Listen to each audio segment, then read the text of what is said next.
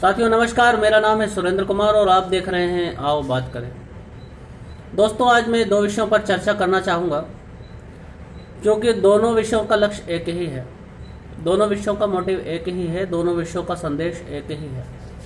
सबसे पहले तो दोस्तों मैं श्री जितेंद्र नारायण सिंह त्यागी जी के वीडियो के बारे में बात करना चाहूँगा। उनका एक वीडियो उन्होंने अभी हाल ही में रिलीज़ किया है यूट्यूब पर, और उस वीडियो में वे काफ़ी चिंतित दिखाई दे रहे हैं, वे काफ़ी निराश दिखाई दे रहे हैं, हताश दिखाई दे रहे हैं। जैसा कि आप सभी जानते हैं कि डॉक्टर वसीम रिजवी, जो पूर्व में डॉक्टर वसीम रिजवी थे, वे अभी वर्तमान में श्री जितेंद्र नारायण सिंह त्यागी जी बन चुके हैं और उन्होंने घर वापसी की है। काफ़ी सारे विवादों में उनका नाम कानूनी प्रक्रियाओं में घसीटा जा रहा है। तो उन्होंने एक वीडियो पिछले दिनों जारी किया। उस वीडियो में वे काफ़ी चिंतित थे और शायद सनातनी समाज से जिस अपेक्षा से वे सनातनी समाज को का दामन थामा था उन्होंने, वह अपेक्षाएं पूरी नहीं हो पाई उनकी। वे काफ़ी निराश थे, चिंतित थे, हताश थे। लेकिन उन्होंने जो उस वीडियो में दो चार जो बातें कही वो मेरे मन को छू गई हैं साथियों। सबसे पहली बात तो उन्होंने ये कही कि जिस आशा से, जिस उम्मीद से उन्होंने सनातन का दामन थामा था, हम सनातनी उनकी वे आशाएं पूरी करने में सक्षम नहीं रहे, हम उनकी आशाओं को पूरी करने में सफल नहीं हुए। वह प्यार, वह सम्मान, वह अपनापन, वह समस्याओं के समय पर एक मॉरल सपोर्ट जो समाज से मिलना चाहिए व्यक्ति को, वह उन्हें प्राप्त नहीं हुआ। उससे वे बहुत दुखी थे। यहाँ दोस्तों मैं आपको एक बात इस वीडियो के माध्यम से साफ कर देना चाहता हूँ कि आज हमारा देश जिस समस्या से जूझ रहा है, वह समस्या केवल हमारे देश की नहीं है, ये समस्या समस्त विश्व की है। ये समस्या कोई छोटी मोटी दो चार दिनों की समस्या नहीं है, ये पूरे विश्व की समस्या है और हमेशा चलने वाली समस्या है। इस समस्या का समाधान रक्तपात से नहीं किया जा सकता है, ये सभी जानते हैं। इस समस्या का समाधान हिंसा से नहीं किया जा सकता है, ये सभी जानते हैं। इस समस्या का समाधान केवल और केवल विवेक से किया जा सकता है, केवल और केवल प्लानिंग से किया जा सकता है, केवल और केवल जागरूकता से किया जा सकता है। दोस्तों, श्री जितेंद्र नारायण सिंह त्यागी जी ने हमारे समाज का दामन कुछ अपेक्षाओं के कारण थामा था, कुछ वे हमें देना चाहते थे जो हम उनसे लेने में सफल नहीं हो पाए। शायद हमारे समाज की योग्यता नहीं रही इतनी कि हम उनसे उनका ज्ञान, उनकी जानकारियाँ, उनकी इन्फॉर्मेशन ले पाते। फिर भी ठीक है, लेकिन साथ ही साथ में मैं इसी संदर्भ में एक और बात कहना चाहूँगा कि वही जितेंद्र नारायण सिंह त्यागी जब सनातन धर्म में घर वापसी करके आए थे, तब उन्होंने उत्तर प्रदेश सरकार को, भारत सरकार को, उत्तर प्रदेश के राज्यपाल को और भारत सरकार के राष्ट्रपति महोदय को एक पत्र लिखा था। उस पत्र में उन्होंने कहा था कि यदि सरकार सुरक्षा की जिम्मेदारी लेती है तो मेरे पीछे 4000 लोग और हैं जो सनातन धर्म में घर वापसी करना चाहते हैं, लेकिन उन्हें अपनी जान का खतरा है, इसलिए वे आने से डर रहे हैं।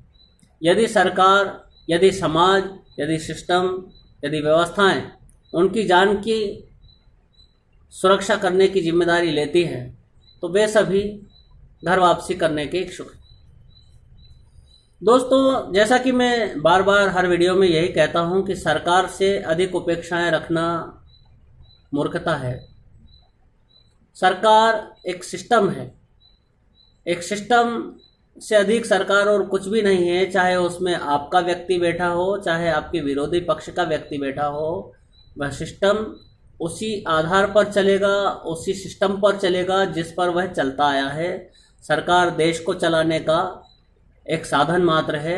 हम सरकार से अतिरिक्त अपेक्षाएं करके अनायास ही दुख प्राप्त करते हैं, बिना मतलब का दुख प्राप्त करते हैं। तो दोस्तों उन्होंने एक पत्र लिखा था, उसमें इन्होंने कहा था कि हमारे पीछे 4,000 लोग और हैं जो सनातन में घर वापसी करना चाहते हैं। यदि उनकी जान की हिफाजत की जिम्मेदारी यदि सरकार, सत्ता और व्यवस्थाएं लेती हैं तो वे सभी सनातन में घर वापसी करेंगे। परिणाम क्या रहा? वास्तविकता तो ये है कि सरकार और सत्ताओं की जो व्यवस्थाएं हैं वे सीमित हैं। सरकार और व्यवस्थाएं हर जगह पर आपको जान की सुरक्षा करने का वादा नहीं कर सकती हैं, क्योंकि उनके पास साधन सीमित हैं। अब ऐसे में हमारा कर्तव्य होता है कि यदि हमारे समाज में कोई व्यक्ति आ रहा है तो हम उसकी सुरक्षा की जिम्मेदारी अपने सिर पर ले उसकी सुरक्षा के साथ साथ उसके जीवन यापन की जिम्मेदारी अपने ऊपर लें, उसके बच्चों के उनके रहन सहन की जिम्मेदारी अपने ऊपर लें, उनके बच्चों के शादी ब्याह की जिम्मेदारी भी हम अपने ऊपर लें, हम अपना गोत्र दान करें, हम अपनी जाति में उनको प्रवेश दिलाएं, उनको बराबरी का सम्मान दें, उनको बराबरी का प्रेम दें, उनको अपने साथ उनके साथ बैठें, उनके साथ उठें और उनके साथ में सम्मिलित होकर अपना सब कार्य करें, जिससे कि वह व्यक्ति ये सोचने के लिए भी उसको फुर्सत ना मिले कि उसने ऐसा कर कर कुछ खोया है या कुछ पाया है। किसी को यदि कोई व्यक्ति अपनी विचारधारा को छोड़कर नई विचारधारा में आता है तो उसे एक मॉरल सपोर्ट की ज़रूरत होती है। हमारे ये सनातनी समाज वो मॉरल सपोर्ट देने में सक्षम नहीं है किसी को भी। हमारे यह सनातनी समाज, हमारा यह भारतीय समाज किसी को मॉरल सपोर्ट देने के लिए सक्षम नहीं है, समर्थ नहीं है। हमें यह सामर्थ्य विकसित करना होगा। हमें हर नए आए हुए व्यक्ति को अपनापन महसूस कराना होगा, उन्हें अपने साथ उठाना बिठाना होगा, उन्हें अपने साथ में मिलाकर रखना होगा। दोस्तों, दूसरी बात मैं कहना चाहूँगा, उत्तर प्रदेश के आजमगढ़ जिले की रूबी आसिफ खान ने गणेशोत्सव में भगवान श्री गणेश की मूर्ति घर में स्थापित की और उनकी पूजा का वीडियो वायरल हुआ तो वहाँ के कट्टरपंथी मौलानाओं ने उनके विरोध में फतवा जारी किया। फतवे में क्या था और सभी जानते हैं कि मूर्ति पूजा गैर इस्लामिक है और इस तरह की बातें। तो साथियों, मैं रूबी बहन की तरफ से, सनातनी समाज की तरफ से रूबी बहन को धन्यवाद देना चाहता हूँ इस वीडियो के माध्यम से, और उन्हें आश्वस्त करना चाहता हूँ कि जो भी लोग समाज में अच्छे लोग हैं वे सभी उनका समर्थन में रहेंगे, सपोर्ट में रहेंगे। वे निश्चिंत होकर अपनी तरफ से जो भी प्रैक्टिस करना चाहते हैं, सनातनी समाज की कोई भी प्रैक्टिस उनको अच्छी लगती है तो वे निश्चिंत होकर करें, हमें खुशी होगी उस चीज़ की। और साथ ही साथ इस वीडियो के माध्यम से सनातनी समाज को फिर यही संदेश देना चाहूँगा कि जो व्यक्ति हमारे पास आ रहे हैं उनको हमें गले से लगाना होगा, उनको हमें मित्र बनाना होगा, उनको हमें सुख दुख बांटने होंगे उनके साथ, और हमें उन्हें कभी अकेलेपन का एहसास नहीं होने देना है। तभी हम अपनी इस समस्या से लड़ने में सक्षम होंगे, तभी हम इस समस्या को समाधान करने में सक्षम होंगे। प्रायः देखा जाता है कि जो व्यक्ति घर वापसी की बात करता है उसका भी लोग साथ नहीं देते। साथियों, हमारे समाज के अधिकतर लोगों को अभी पता ही नहीं है कि समस्या क्या है, कहाँ से उपजती है और क्या कर सकती है हमारे समाज में, हमारे जीवन में। ये समस्या हमारा क्या कर सकती है इसका एहसास भी बहुत सारे लोगों को है नहीं। इसीलिए वे लोग इस तरह की मूर्खतापूर्ण बातें करते हैं, जाति पाति के चक्करों में फंसे हुए हैं, राजनीतिक हितों को साधने के लिए ओटपटांग अनलगल बातें रखते हैं समाज के सामने, अनलगल विचार प्रेषित करते हैं, बयान देते हैं ओटपटांग, और जिनका समर्थन नहीं किया जाना चाहिए ऐसे लोगों के भी समर्थन में खड़े हो जाते हैं। दोस्तों, मैं इस वीडियो के माध्यम से उन सभी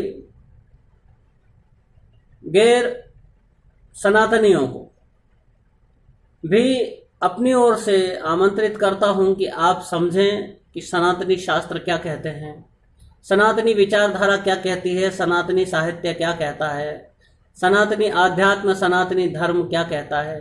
थोड़ा उसका विचार मंथन करें, उस बारे में थोड़ा चिंतन करें और उसको अपने जीवन में उतारने की कोशिश करें। हमारा सनातनी समाज, हमारा सनातनी विचारधारा बहुजन हिताय और बहुजन सुखाय के सूत्र पर चलने वाली विचारधारा है, जो वसुधैव कुटुंबकम जैसे महान विचारों का उत्पादन करती है और उनका पालन करती है।